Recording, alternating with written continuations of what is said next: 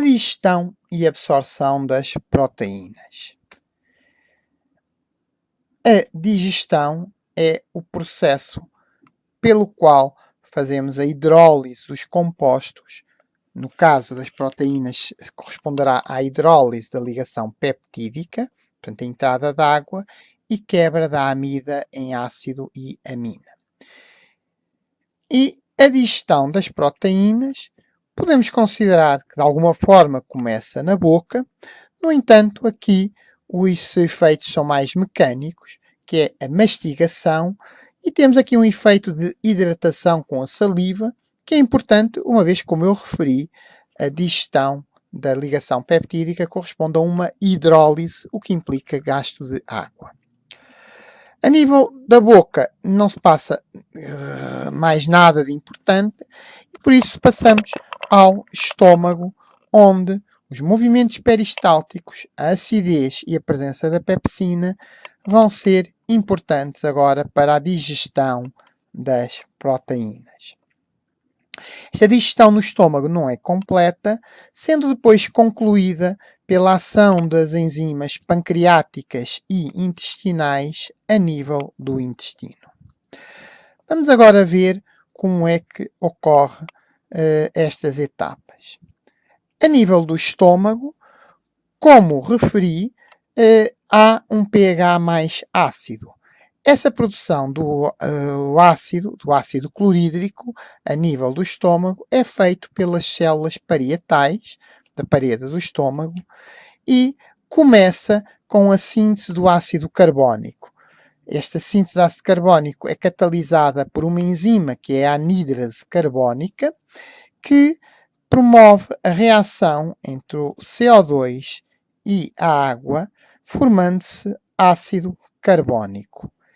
O ácido carbónico na célula, naturalmente, pelo pH fisiológico, irá dissociar, levando à formação do próton, o H+, e do bicarbonato. Este próton vai ser bombeado para o espaço do lúmen gástrico através de uma ATPase H+K+, que promove a entrada do potássio. No fundo, semelhante à bomba sódio-potássio. Claro que o potássio, uma vez que está em maior concentração dentro da célula do que fora da célula, tenderá a sair, o que permitirá que o sistema continue a funcionar, permitindo assim o bombeamento de íons H+, mesmo contra o gradiente relativamente ao H+, porque há aqui, neste caso, o gasto de ATP. Esta diferença de concentração do íon potássio também é mantida por outra bomba, que é chamada ATPase sódio-potássio, que penso que já a conhecem. O bicarbonato que se formou não acumula na célula, mas vai sair por troca com o íon cloreto, que é um íon que existe em maior quantidade no espaço intersticial do que dentro da célula e que naturalmente tende a entrar e que depois será bombeado também para o lúmen gástrico, permitindo desta forma a formação do ácido clorídrico. Este ácido clorídrico, ou esta concentração elevada de ácido clorídrico, permite manter um pH ácido próximo de 2 a nível do lúmen gástrico, e este pH é importante para ativar a forma inativa da pepsina, ou se quisermos o zimogénio da pepsina, o chamado pepsinogénio, que na presença deste pH ácido vai sofrer uma quebra, formando-se assim a forma ativa da enzima, que é a pepsina. A própria pepsina pode depois também fazer a catálise de novos pepsinogénios, a pepsina. E assim, desta forma, quer o pH ácido do estômago, quer a pepsina, vão ajudar na digestão das proteínas. O pH ácido desnatura as proteínas, até tornando mais acessível as ligações peptídicas, e a pepsina reconhece determinados grupos de aminoácidos e desta forma vai promover a lise daquela ligação peptídica, a hidrólise, quebrando a amida num ácido e num grupo amida. Normalmente não se libertam aqui tanto aminoácidos, mas há a quebra da proteína em peptídeos mais simples. Como já vimos, depois do estômago, os alimentos passam para o duodeno, através do piloro, que vai permitindo que passem à medida que os alimentos estão a tamanho mais pequeno. E, uma vez no duodeno, recebem o suco pancreático e a bile. O suco pancreático é rico em várias enzimas, mas também rico em bicarbonato. Aliás, também a própria bile traz algum bicarbonato. E este bicarbonato vai neutralizar este pH ácido do estômago.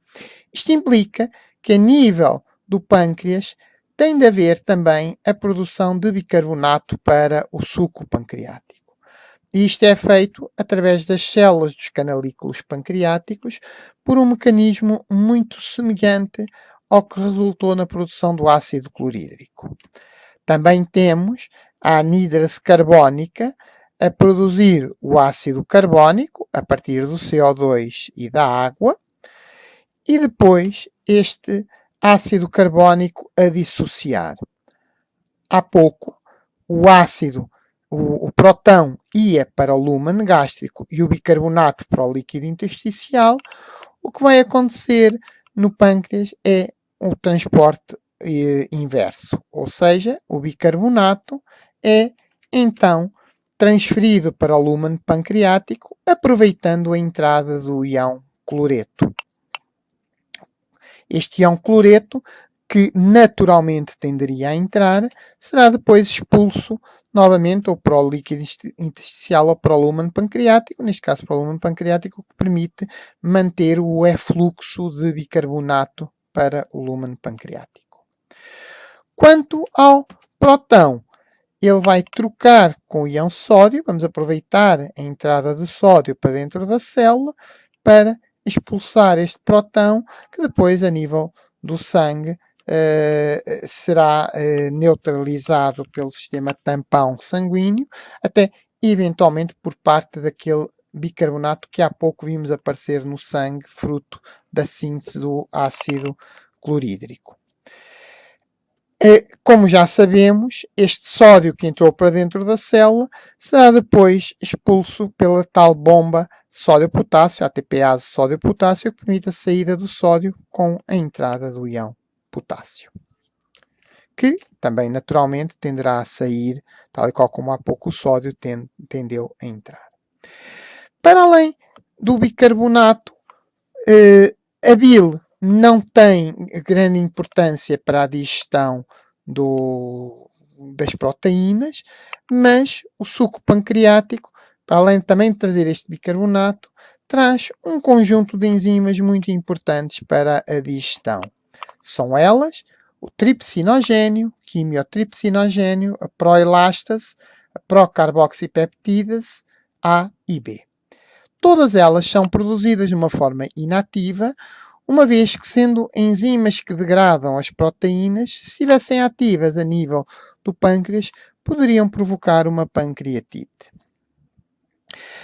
Uma vez o suco pancreático em contacto com o duodeno, com o intestino, no epitélio duodenal e do jejuno, há a produção de uma pequena proteína, uma pequena enzima chamada enteroquinase ou enteropeptidase, entero produzida pelo enterócito, que vai promover a ativação do tripsinogênio a tripsina, passando assim à forma ativa. Reparem que esta ativação das enzimas pancreáticas apenas vai ocorrer já no interior do lúmen intestinal e, portanto, não há aqui o risco da tal pancreatite. A tripsina, uma vez ativa, ela pode também ativar outras moléculas de tripsinogênio, a tripsina. E desta forma garantir a continuação da sua ativação. Esta tripsina é depois responsável pela ativação de todas as outras. Irá ativar o quimiotripsinogênio, a quimiotripsina, a proelastase, a elastase. Estas 3 enzimas são aquilo que nós chamamos endopeptídases, tal como a pepsina, quebram uma ligação peptídica, mas no interior da proteína. Não nos podemos esquecer que a cadeia peptídica é uma cadeia bastante longa, há apenas 2 pontas, e por isso, do ponto de vista prático, há pouca ponta por onde se pegar, pelo que normalmente as primeiras quebras são quebras a meio da cadeia, daí o nome de endopeptídases. Como referi, o suco pancreático tem outras enzimas, as procarboxipeptídases, que também serão ativadas pela tripsina, permitindo assim o aparecimento de enzimas, estas que vão atuar na extremidade carboxilo, do ácido carboxílico, e portanto serão aquilo que chamamos de exopeptídases. E que vão permitir, estas sim, a libertação de aminoácidos. Assim, as proteínas, por ação destas endopeptídases, inicialmente a pepsina, depois agora a nível intestinal, a tripsina, a quimiotripsina e a elastase, e depois, através desta exopeptidase, a procarboxipeptidase, vão começar a libertar oligopeptídeos e alguns aminoácidos. Continuando a ação das endopeptídases e exopeptídases e também de outras ectopeptídases, ou seja, enzimas que são produzidas pelo entrócito e que vão atuar a nível ectópico, portanto, a nível do lúmen intestinal, concretamente uma outra enzima que é que atua não na extremidade carboxi, mas na extremidade amina, as chamadas aminopeptídases, vão continuar a quebrar estes oligopeptídeos em vários outros aminoácidos, podendo ficar como resultado da digestão das proteínas e dos oligopeptídeos vários aminoácidos, mas também alguns di e tripeptídeos. Uma vez a digestão praticamente completa, ou à medida que ela se vai desenrolando, os aminoácidos vão acumulando e podem então ser absorvidos. E eles entram para dentro do entrócito por vários tipos de processos. Eu diria que praticamente todas as hipóteses são alternativas. Uma das formas de entrada é pelo chamado cotransporte com o sódio. Se quiserem, semelhante ao que aconteceu com a glicose, o tal SGLT1. Aqui são transportadores dependentes do sódio, existem vários transportadores, em que aproveitam o facto do sódio entrar para dentro da célula para, como eu às vezes digo na brincadeira, trazer um amigo com ele e, portanto, traz o aminoácido. Já sabemos que depois este sódio que entrou para dentro da célula vai ser bombeado através da ATPase sódio-potássio de volta para o exterior. Aqui neste caso o exterior será já o interior do nosso organismo e podia ser também aqui o exterior do próprio lúmen intestinal. Este processo permite a absorção também do sódio, permite a absorção dos aminoácidos e, tal e qual como no caso do SGLT1, arrasta consigo água, o que também facilita a absorção da água. Mas, como eu vos disse, a absorção dos aminoácidos não é quase todas as hipóteses são alternativas. E para além de um transporte dependente do sódio, temos também um transporte independente do sódio, muitas vezes transporte facilitado, em que temos transportadores que transportam os aminoácidos para dentro da célula. Normalmente, durante o processo de digestão, a concentração de aminoácidos no lumen intestinal aumenta, o que facilita este transporte para dentro das células. Por fim, temos ainda outro tipo de transporte, que é o cotransporte, não com o sódio, mas com o próton. O pH do lumen intestinal é ligeiramente mais ácido que o do interior da célula e, portanto, favorece a passagem do próton para dentro da célula e, com isto, pode trazer os aminoácidos. Este pH ligeiramente mais ácido é mantido por um trocador, o trocador de sódio-próton, que promove a entrada do sódio para dentro da célula com a saída do próton.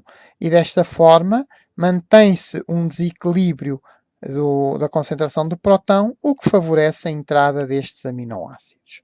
Relembro que este sódio, depois, pela bomba de sódio-potássio, volta a sair da célula, mantendo assim este gradiente de sódio, que neste caso está a permitir a saída do próton, a entrada de aminoácidos e até a entrada da glicose, como já apresentei noutro vídeo.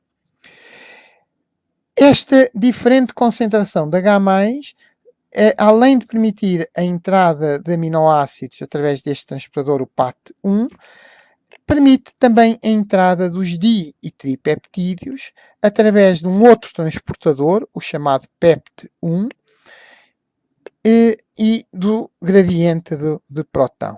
Desta forma, entram também estes ditripeptídeos e assim concluímos a absorção dos nutrientes para dentro do enterócito. Uma vez dentro do enterócito, estes di e tripeptídeos sofrem a ação de algumas peptídases mais ou menos específicas e que vão libertar ou quebrar os ditripeptídeos em aminoácidos.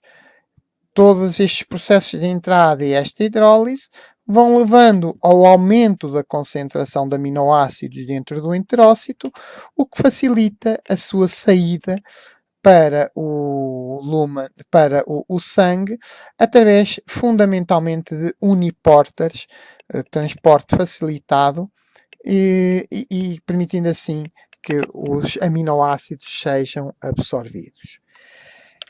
Genericamente consideramos que todas as proteínas são degradadas a aminoácidos e ditripeptídeos, sendo assim absorvidos. No entanto, já há alguns relatos de pequenos oligopeptídeos ou pequenas proteínas que podem passar por um transporte chamado paracelular através das tight junctions, mas que não irei abordar, ficando apenas aqui a ideia que podemos ter outros mecanismos de absorção não tão bem descritos. A absorção é mais ou menos completa dos aminoácidos, até porque, como referi, muitos deles podem entrar por cotransporte com o sódio ou com o próton e, portanto, mesmo contra um gradiente de concentração. No entanto, há sempre parte ou proteínas que não foram completamente digeridos ou de aminoácidos e de tripeptídeos que não foram completamente absorvidos e que seguirão a nível intestinal e que, como acontecia com os glicídios, poderão ser utilizados pela flora intestinal. Neste caso, sofrem então fermentação e produzem-se diferentes tipos de compostos, como o caso de gases como o CO2 e o H2, mas também o metano e vários ácidos gordos, quer ácidos gordos de cadeia curta, o butirato, propionato e acetato, 2, 3 e 4 carbonos, e ácidos gordos de cadeia ramificada, os chamados BCFA, Branch Chain Fatty Acids, como o caso do isovalerato, isocaproato, isobutirato e 2-metilbutirato, que podem depois também ser absorvidos. Para além disto, a fermentação pela flora intestinal vai libertar outras substâncias, como é o caso do amoníaco, aminas, fenóis, tióis e indóis, Concretamente, o caso do amoníaco, ele será depois em grande parte absorvido e até justificam o motivo pelo qual o sangue da veia porta é normalmente mais rico em amónio do que o restante sangue. Depois, como já apresentei noutro vídeo, do ciclo da ureia, este íon amónio depois será removido pelo fígado e transformado em ureia. Estas aminas, fenóis e tióis acabam por representar um conjunto bastante diversificado de compostos, alguns com potencial importância para a saúde, outros que às vezes serão ligeiramente tóxicos e por isso é que também quando temos síndromes de má absorção podemos ter a acumulação destas substâncias, o que leva também a cólicas. Para além, como é óbvio, da acumulação de gases e destes ácidos todos que vão reter água e daí a tal sintomatologia comum nos síndromes de má absorção de cólicas, diarreias, dores abdominais e flatulência. Espero ter ajudado a perceber a digestão e absorção dos protídeos. Se gostaram, façam like. Muito obrigado.